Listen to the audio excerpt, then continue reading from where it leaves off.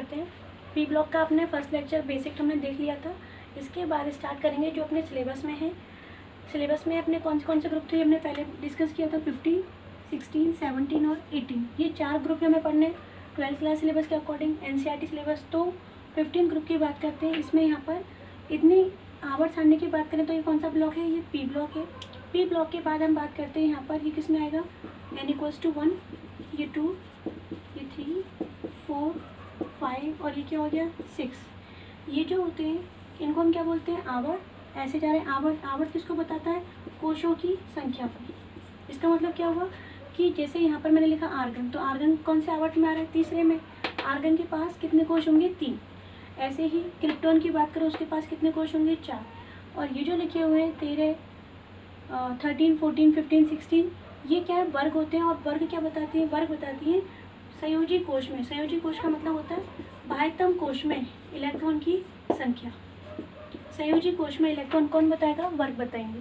ठीक है। इसके बाद हम बात करते हैं 15वें वर्ग की। 15वें वर्ग में पहले में तो कोई नहीं है, कोई तत्व नहीं होता। एक्स क्या लिखे हैं, इसको हटा देते हैं, कुछ नहीं है।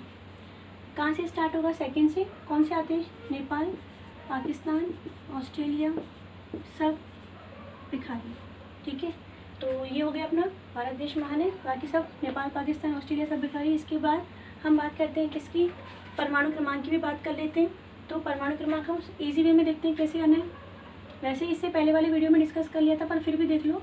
ये 10, 9, 8, तो यहाँ कितना आएगा 7। 18 है यहाँ पर, तो 18 है ना, तो 17, 16 और ये क्या हो जाएगा 15। फिर 36 है तो 35, 34 और यहाँ कितना आ जाएगा 33। एक एक कम करते जाओ। 54 है तो 53, 52 और यहाँ कितना आएगा 51। 86 है 85, 84 और यहाँ कितना आ जाएगा 83। क्योंकि मुझे अभी स्टार्ट किसको करना है, 15वें वर्ग को पढ़ाना है, तो सिर्फ 15वें वर्ग की बात करेंगे। 15वें वर्ग का पहला तत्व कौन है, 15वें वर्ग का पहला तत्व है नाइट्रोजन, इसीलिए इसे नाइट्रोजन वर्ग भी बोलते हैं। ठीक है। इसके बाद हम एक बात क्या करेंगे, इनका इलेक्ट्रॉनिक विन्यास। 15वें वर्ग की बात कर लेते हैं सिर्फ।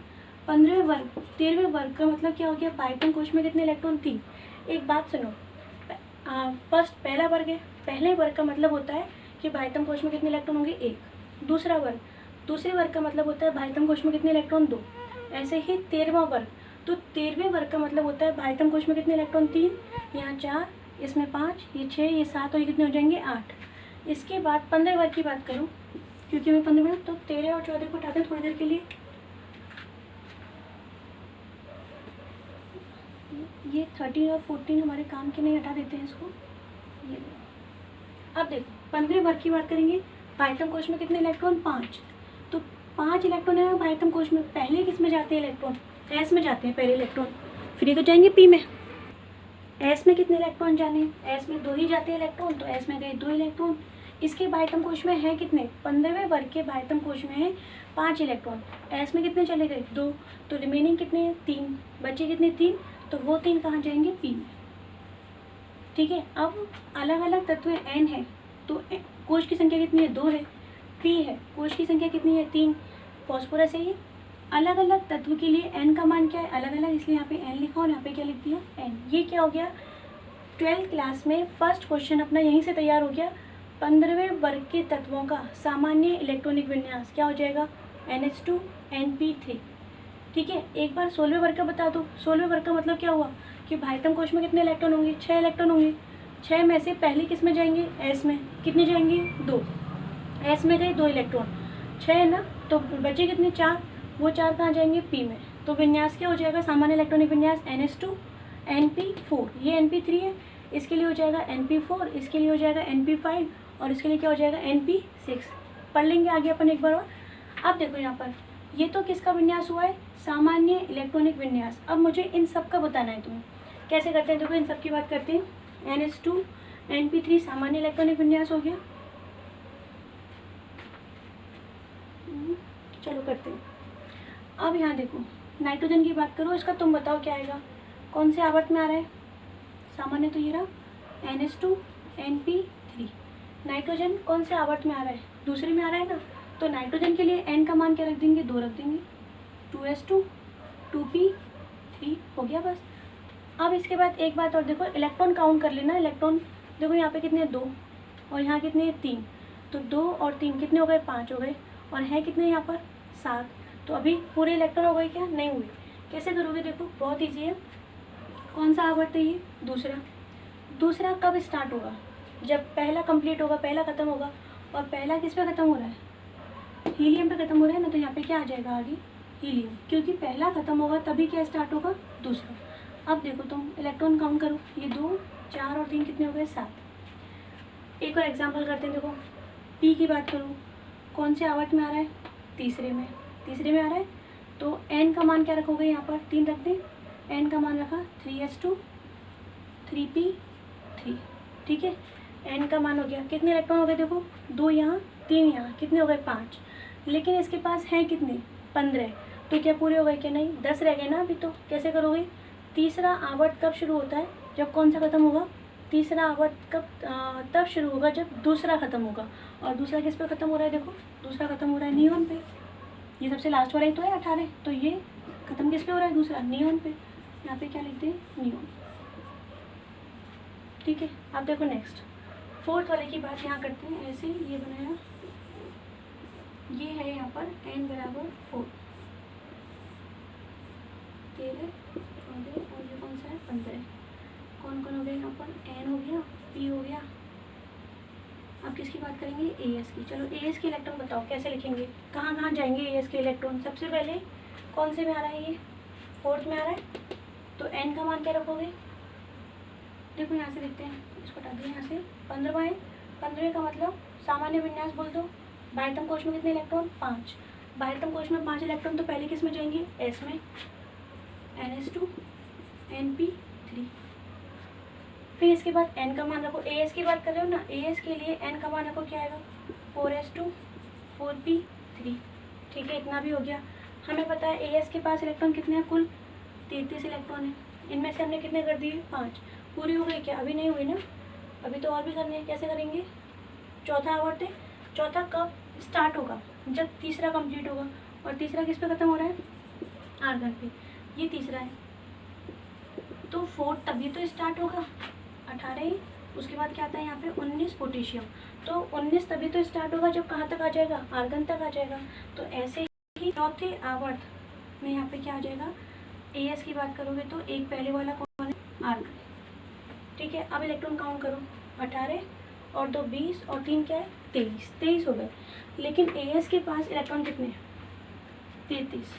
यहाँ पे आ रहे 23 इलेक्ट्रॉन है, 33, कितने का अंतर आ रहा है, 10 का। अब वो 10 इलेक्ट्रॉन कहाँ से लाओगे, सोचो 2 मिनट फिर बताना कैसे करोगे। देखो 4th है ना, ये चौथा आवर्त है, तो चौथे आवर्त के आते यहाँ पे कौन सा ब्लॉक आ जाता है, डी ब्लॉक, और डी एक कम चलता है, तो ये चौथा है, तो डी कौन सा आएगा 3d, यानी 3d और डी में कितने इलेक्ट्रॉन 10। किसका विन्यास हो जाएगा, as का। sb की बात करते हैं, कौन सा आवर्त है ये, 5वां। n का मान ऊपर वालों को हटा देते हैं, यहाँ से हीलियम हटा दिया है, ठीक है। sb की बात करते हैं, sb कौन से आवर्त में आ रहा है, 5वें, तो n का मान क्या रखेंगे 5, क्या हो जाएगा 5s2 5p3। केवल n का मान 5 रखा है। कितने इलेक्ट्रॉन हो गए, 2 यहाँ हो गए, 3 यहाँ हो गए, कितने हो गए 5। अब इसके बाद है कितने इलेक्ट्रॉन 51, अभी तो और रह गए। कैसे करोगे, 5वां आवर्त कब शुरू होगा, 5वां आवर्त शुरू होगा जब चौथा खत्म होगा, और चौथा किस पे खत्म हो रहा है, क्रिप्टॉन। इसका मतलब यहाँ पे कौन सी अक्रिय गैस आ जाएगी, क्रिप्टॉन। कितना हो गया यहाँ तक 36 इलेक्ट्रॉन काउंट करें, 36 और 2 38, 38 और 3 कितने हो गए 41, और है कितने यहाँ पर 51। अभी भी 10 इलेक्ट्रॉन रह गए हैं। बताओ क्या आएगा, as के नीचे है ना, ये यहाँ लिखा हमने as के नीचे क्या है sb, कौन से आवर्त में 5वें में। बताओ क्या रह गया, ये 3d है, तो 3d के बाद अब नीचे कौन सा आना है 4d, तो इस बार क्या आएगा यहाँ पर 4d, और ये क्या हो जाएगा यहाँ पर 10, ठीक है। ये किसका विन्यास हो गया, sb का। एक बार समझ लो, फिर इनको सबको एक साथ लिख लेंगे। नेक्स्ट करते हैं किसका, bi का। bi की बात करोगे तो क्या हो जाएगा, bi की बात करेंगे तो कौन से आवर्त में आ रहा है, ये n बराबर 6 में आ रहा है, तो n का मान क्या रखोगे 6s2 6p3, इतना, ठीक है। इसके बाद और भी इलेक्ट्रॉन, अभी तो छठा आवर्त कब शुरू होगा, जब 5वां खत्म होगा, और 5वां किस पर खत्म हो रहा है, जीनोन। तो कौन सी आखिरी गैस आ जाएगी? जीनोन। ऐसे क्यों कर रहे हैं? क्योंकि 1s 2s 2p कब तक हम 83 इलेक्ट्रॉन को फिल करते रहेंगे, तो इसकी शॉर्ट लिख है ये 54। अब देखो कितने इलेक्ट्रॉन हो गए? 54 और 2 56 और 3 59 59 हो गए, लेकिन है कितने? 83। 59 हमने पढ़ती है फिल कर दी, 83 है टोटल। अच्छा देखो यहाँ पर कैसे होगा? AS हो गया, S भी हो गया, बता देते हैं। AS हो गया, S भी हो गया, और यहाँ कौन आएगा? BI। BI कौन से में आ रहा है? n बराबर 6 में। 6 में आ रहा है तो क्या करें? 3D हो गया, 4D हो गया, कौन सा आएगा? 5D। D एक कम चलता है, 6 है तो D कौन सा आएगा? 5D। 5D 10 काउंट करें, 54 और 10 कितने हो गए? 64। 64 और 2 66, 66 और 3 69, 69 हो गए, और है कितने यहाँ पर? 83। 69 और 83 कितने का अंतर है? 14, 14 का अंतर है। तो 14 इलेक्ट्रॉन कहाँ जाएंगे? छठे आवर्त में है ना, और छठे आवर्त के आते ही कौन सा ब्लॉक? F ब्लॉक आ जाता है, सही है ना। छठे आवर्त के आते ही कौन सा ब्लॉक? F block. इसका मतलब ये समझो, चौथे आवर्त के आते ही हम क्या लिखेंगे? D लिखेंगे।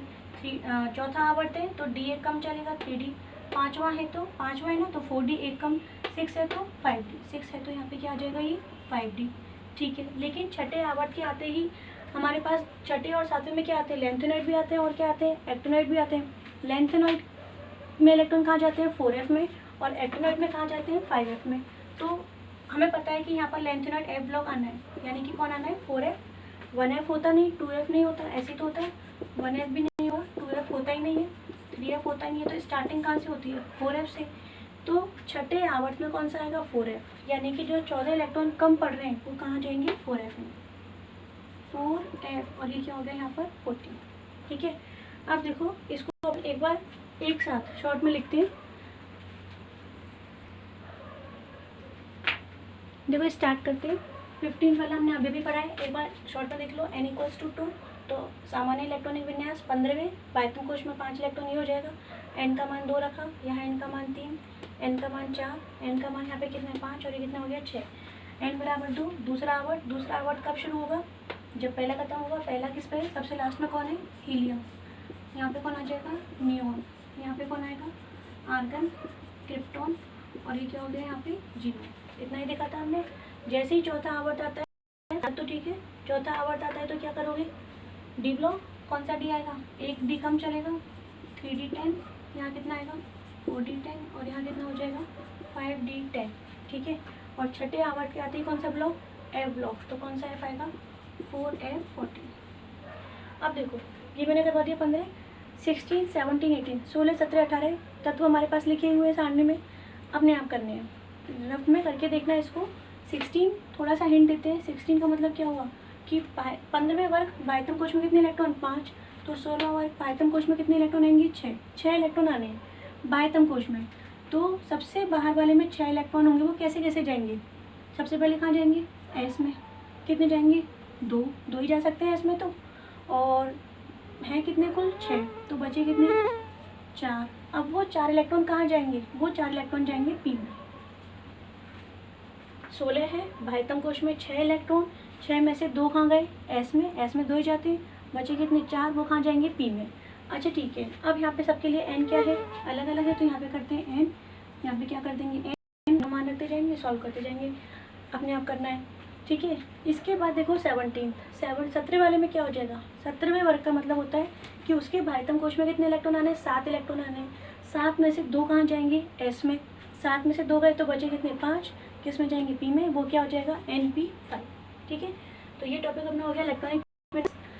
नेक्स्ट जब आगे आने वाला होगा तो इसको अपन डायरेक्ट लिखेंगे, ठीक है।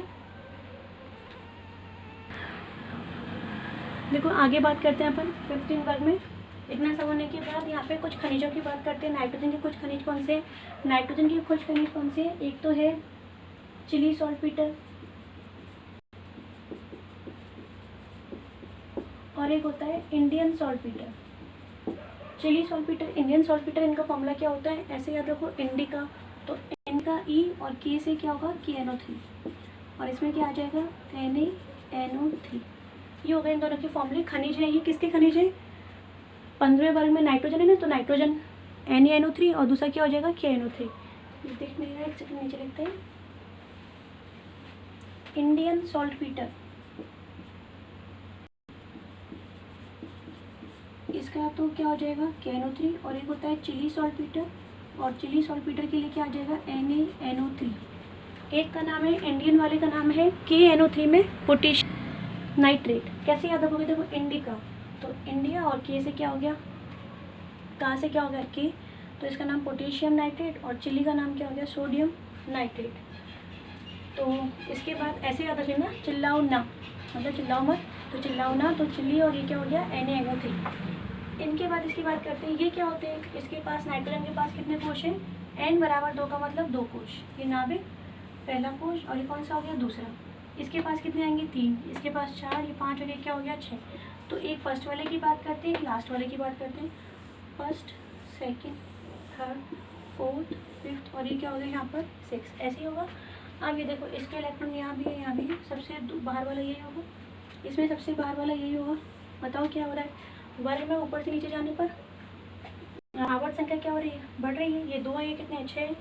आवर्त संख्या का मतलब कोश, इसके पास 2 कोश, इसके पास कितने हैं 6। कोशों की संख्या क्या हो रही है, बढ़ रही है। आकार भी क्या हो रहा है, बढ़ रहा है। तो किसका आकार छोटा हो गया, नाइट्रोजन का आकार कैसा होगा छोटा, और Bi का आकार कैसा होगा बड़ा। आकार क्या हो रहा है, बढ़ रहा है। इसके बाद ये बताओ, एक बात हमें पता लग गई कि वर्ग में कहाँ जा रहे हैं, ऊपर से नीचे। तो कोश की संख्या क्या हो रही है, अगर मैं ऐसे लगा रही हूँ एरो ऊपर की तरफ, यानी कि बढ़ रही है, कोश की संख्या बढ़ रही है।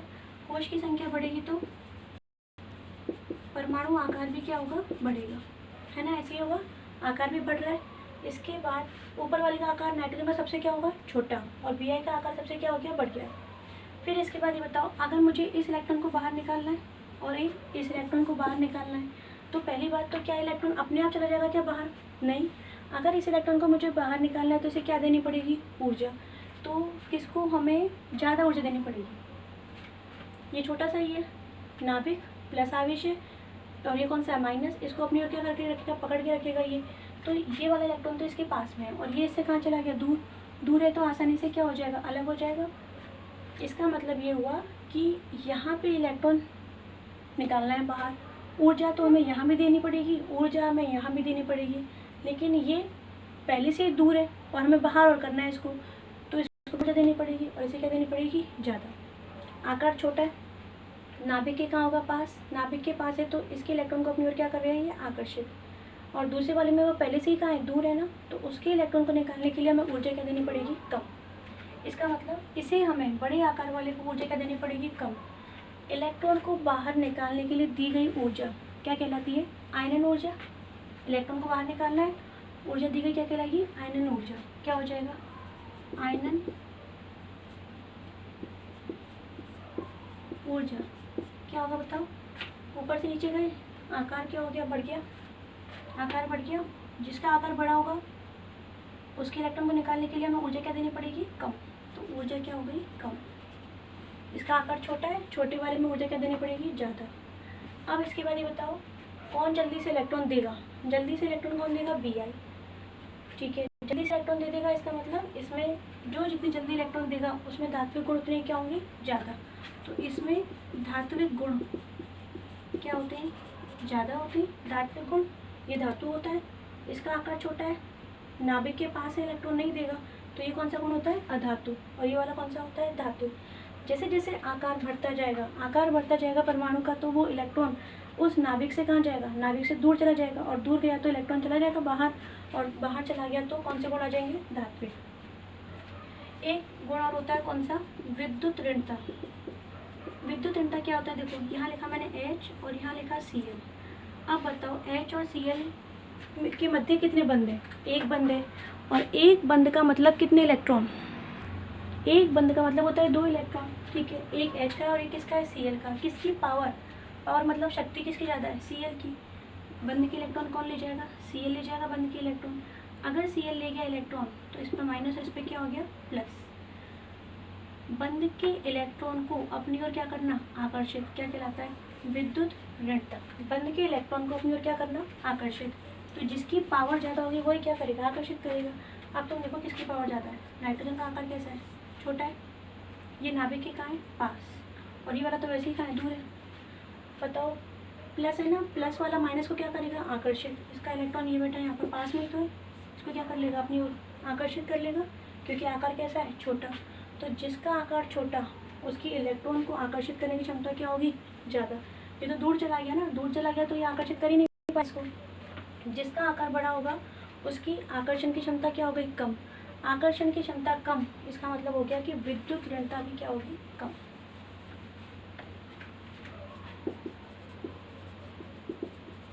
विद्युत ऋणता भी क्या हो गई, कम। ठीक है, नेक्स्ट टॉपिक डिस्कस करते हैं आयनन ऊर्जा। किस किस की तुलना करेंगे, 15 की, और किसकी करेंगे, 16 की। देखो नेक्स्ट बात करते हैं, जहाँ से क्वेश्चन आता है 15 वर्ग की आयनन ऊर्जा, इलेक्ट्रॉन को निकालना है, और 16 वर्ग की आयनन ऊर्जा, दोनों में से हमें क्या करना है, इलेक्ट्रॉन निकालने हैं। तो इलेक्ट्रॉन निकालने के लिए हमें ज़्यादा ऊर्जा किसको देनी पड़ती है, 15 वर्ग को हमें ज़्यादा देनी पड़ती है, किसकी तुलना में, 16 वर्ग की तुलना में। अब ऐसा क्या हो गया कि इसको ज़्यादा ऊर्जा कैसे चेक करते हैं, देखो नाइट्रोजन परमाणु क्रमांक कितना है, 7, इलेक्ट्रॉन कर दो 1s2, सबसे पहले 1s में जाएंगे, 1s के बाद 2s में, और 2s के बाद कहाँ गए, 2p में, ऐसे ही होगा। ऑक्सीजन की बात करो कितना है, 8, सबसे पहले इलेक्ट्रॉन कहाँ जाते हैं, 1s में जाते हैं, कितने जाएंगे 1s में, 2, 1s के बाद कहाँ जाते हैं, हमने पढ़ा था ना ये, ध्यान करो, 1 के लिए क्या आता है 1s, 2 के लिए क्या आता है 2s और 2p, अगर 3 होगा तो 3s 3p और 3d। तो सबसे पहले कहाँ गए, ऑक्सीजन की बात कर लो, 1s में 2 गए, फिर किस में जाएंगे, 2s में, s में कितने जाते हैं, 2 ही जाते हैं, कितने इलेक्ट्रॉन हो गए, 4, और अब कितने वाले गए, 4, तो किस में जाएंगे, 2p में, 2p, और ये क्या हो गया यहाँ पे 4। इलेक्ट्रॉन निकालना है, इलेक्ट्रॉन कहाँ से जाएगा, अंदर वाले तो जाएंगे नहीं, कहाँ से जाएंगे, बाहर वाले, ऐसे ही जाएंगे। नाइट्रोजन में से इलेक्ट्रॉन कहाँ जाएगा, 2p में से, ऑक्सीजन में से भी कहाँ जाएगा, 2p में से। 2p को बनाते हैं, p में कितने कक्षक, 3, इस वाले p में भी कितने आने, 3 ही आने हैं। अब इलेक्ट्रॉन, कितने इलेक्ट्रॉन है, 3 है ना, तो एक एक करके सब में पहले एक एक इलेक्ट्रॉन हो गए, 3 इलेक्ट्रॉन। अब यहाँ पे 4, ऐसे नहीं करना, 1 2 3 4, गलत है ये, ऐसे नहीं जाते इलेक्ट्रॉन। इलेक्ट्रॉन कैसे जाते हैं, सब में पहले एक एक इलेक्ट्रॉन, समानता का अधिकार, एक एक इलेक्ट्रॉन, 3 गए, अब 4, तो दोबारा से फिर नंबर आएगा ऐसे, सब में एक एक इलेक्ट्रॉन, इसको बोलते हैं अर्धपूरित। और ये ना तो ये अर्धपूरित है, अर्धपूरित ऐसे होता है, और पूर्णपूरित कैसे होता है, पूर्णपूरित ऐसे होता है जब 3 में कितने इलेक्ट्रॉन आ जाए, 6, तो ये 2p4 है, ना तो ये अर्धपूरित है और ना ही कैसा है, पूर्णपूरित। सबसे ज़्यादा स्थायी कौन होता है, p6, p में कितने बॉक्स हैं, 3 है, कितने इलेक्ट्रॉन आ जाए, 6, जितनी ज़रूरत उतने इलेक्ट्रॉन, तो कैसा हो गया, स्थायी हो गया। सबसे अच्छा होता है पूर्णपूरित, पूर्णपूरित के बाद कौन सा आता है, p3, अर्धपूरित, क्योंकि सबके पास एक एक इलेक्ट्रॉन है, फिर उसके बाद बाकी के बचे हुए। तो तुम देखो इनमें से अर्धपूरित, इसको हम कैसे बोल सकते हैं, आंशिक पूरित बोल सकते हैं, ठीक है, आंशिक पूरित है। अब तुम बताओ इनमें से कौन स्थायी है, 2p3 वाला स्थायी है,